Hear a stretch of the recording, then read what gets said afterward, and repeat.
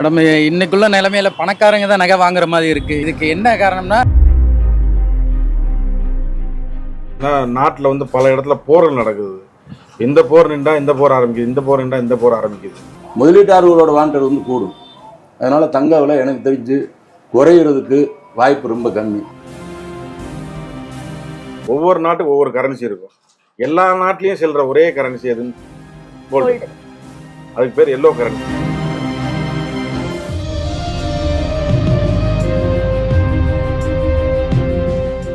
உங்களின் உள்நாட்டு மற்றும் வெளிநாட்டு பயணத்தை தொடங்குங்கள் எங்களுடன். Tour craft holidays for booking 9043904309. குறைந்த விலையில் உலகத்தரம் வாய்ந்த அனைத்து வகையான மீன்களும் கிடைக்கும் ஒரே இடம் PSA seafood restaurant, Ellis Nagar, Madurai.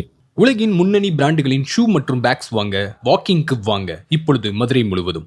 நகை விலை வந்து இப்போ கிட்டத்தட்ட 80,000 கிட்ட வந்துருச்சு. தீபாவளி கிட்ட 1.5 லட்சம் கிட்ட வந்துடும் அப்படின்ற மாதிரி சொல்லுவாங்க. ஸோ இதை பத்தி என்ன நினைக்கிறீங்க?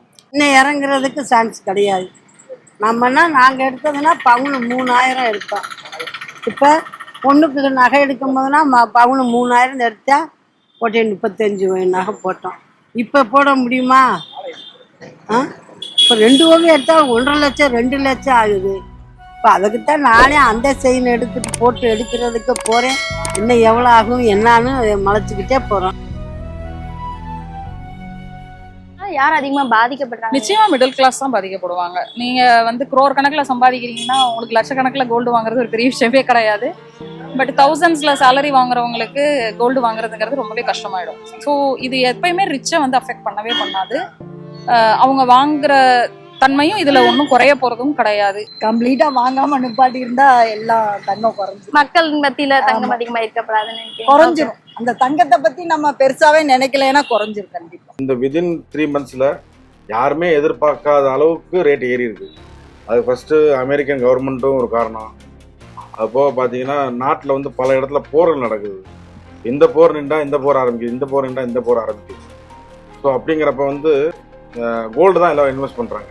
எப்படி இன்வெஸ்ட் பண்ணுறாங்கன்னு கேட்டிங்கன்னா, இப்போ நீங்கள் இந்தியாவில் இருக்கீங்க, நீங்கள் என்ன மணி யூஸ் பண்ணுவீங்க? ருபீஸ் யூஸ் பண்ணுவீங்க. அமெரிக்கா போனால் என்ன யூஸ் பண்ணுவீங்க? டாலர் யூஸ் பண்ணுவீங்க. அந்த மாதிரி ஒவ்வொரு நாட்டுக்கு ஒவ்வொரு கரன்சி இருக்கும். எல்லா நாட்டிலையும் செல்ற ஒரே கரன்சி எதுன்னு கோல்டு. அதுக்கு பேர் எல்லோ கரன்சி.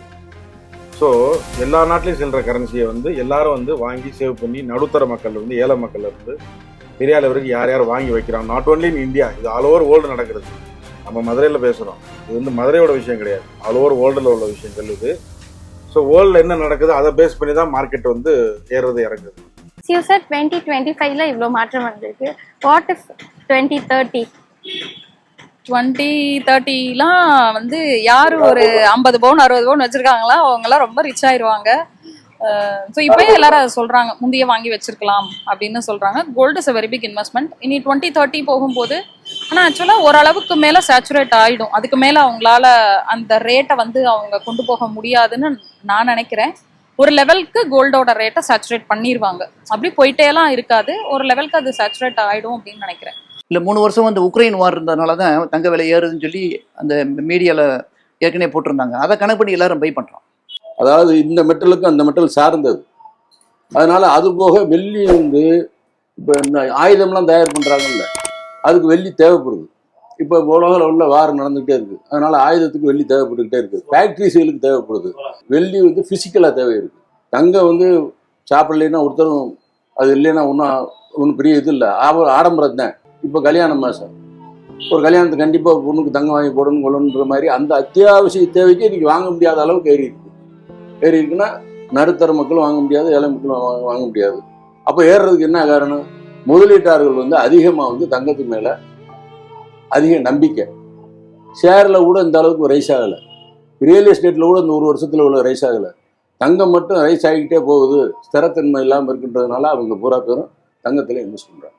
அதனால தங்கம் இன்னும் குறையாது, கூடுறதுக்கு தான் அதிக வாய்ப்பு உண்டு. மேடம், இன்னைக்குள்ள நிலைமையில பணக்காரங்க தான் நகை வாங்குற மாதிரி இருக்கு. ஏழைகள், எங்களை மாதிரி ஏழைகள், கூலி தொழில் செய்யறவங்க வாங்க முடியாது. எல்லாத்துலயும் விலைவாசி ஏத்துறது சரி, நகையிலையும் ஏற்றி வச்சுக்கிறீங்க. இருக்கிறவன் வாங்குறான், இல்லாதவன் என்ன செய்ய முடியும்? அதுக்கு ஏற்ற மாதிரி என்ன பொருளாதாரத்தில் என்ன செய்ய முடியுமோ அதை கொஞ்சம் குறைச்சா எங்களை போல ஏழைகளும் நகை வாங்கலாம். இதுதான் என்னுடைய கருத்து. உங்களை பொறுத்த வரைக்கும் தங்கம் ஏற்றம் கரெக்டா இருக்குன்னு நினைக்கிறீங்களா, இல்ல தங்கம் இறங்குனாதான் விலை மாற்றம் நல்லா இருக்கும் அப்படின்னு நினைக்கிறீங்களா?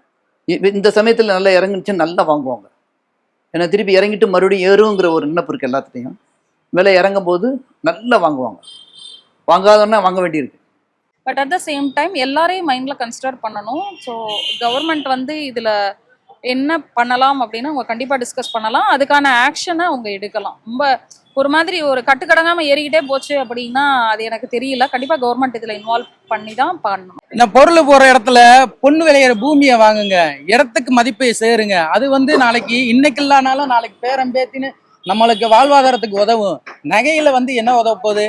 நகையை வாங்க, வட்டி கடையை அடகு வைக்க. இதுல இன்னொன்னு என்னன்னா, நகையை வாங்க சொல்றது ஒரு கடைக்காரன், அதை அடகு வைக்க சொல்றதுக்கு ஒரு விளம்பரம், அதை மீண்டும் திருப்புறதுக்கு ஒரு விளம்பரம். இதெல்லாம் எதுக்கு தேவையா? One word or one sentence about gold அப்படின்னா what you're going to tell for a people? இப்போ தீபாவளிக்குள்ளே வந்து 1,50,000 ரூபா வரும்னு சொல்லி சொல்கிறாங்க.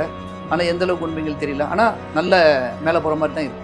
மொத்தத்துக்கு வாங்காம போங்க, அது சராசரி விலை கம்மியாகிட்டே போய்கிட்டு இருக்கும்.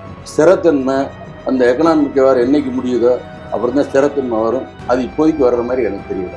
மற்றபடி விலை ஏறினா மக்கள் வர்றது யோசிப்பாங்க.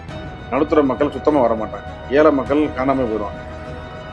ஸோ மக்கள் வந்து வரணும், நகைக்கடையும் நல்லா வரணும் ஆகணும்னா கண்டிப்பான முறையில் விலை இறங்கணும். Always gold is for the golden people, I think.